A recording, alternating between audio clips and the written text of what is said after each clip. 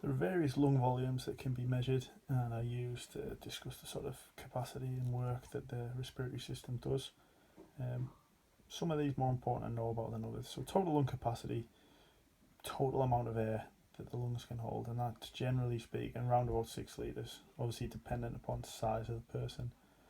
Vital capacity, the maximum volume of air that can be expelled when we normally exhale after we breathe in as deep as we can. Tidal volume, this is one of the key ones. So tidal volume is the amount of air breathed in and out during respiration. So that normally at rest is 450 to 500 millilitres of air. Now, when we start to exercise, as discussed previously, the respiratory muscles work harder and our depth of breathing is increased. So the bigger change in lung capacity, lung volume even, causes a bigger influx of air, which means we get a much bigger tidal volume during exercise.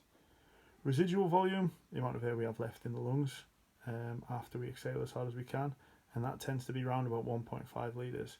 That's important so we don't get collapse of the respiratory system. That sort of air left in pretty much just fills the spaces of all the passageways and ensure they don't collapse in on each other. Minute volume, respiratory rate times tidal volume, so total amount of air we are bringing in per minute, often called ventilation.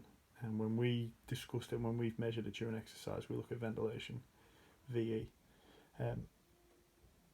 The last couple there, not massively important. We've got expiratory reserve volume, additional air that we can breathe out after normal. Inspiratory reserve volume, the additional air we can breathe into the system on top of a normal breath. Functional residual capacity, the amount of air left in the lungs after a tidal breath out. Inspiratory capacity, the volume that can be inhaled in after a tidal breath out. Anatomical dead space, the volume of the airways. And forced expiratory volume, percent of vital capacity can be expelled in 1 second.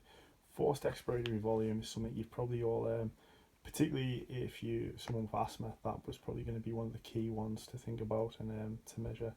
But for us, tidal volume is the crucial one, amount of air in and out, and that minute volume, the total amount of air breathed in and out every minute, because that is a combination of how many times we breathe and how deep we breathe. So respiratory rate multiplied by tidal volume.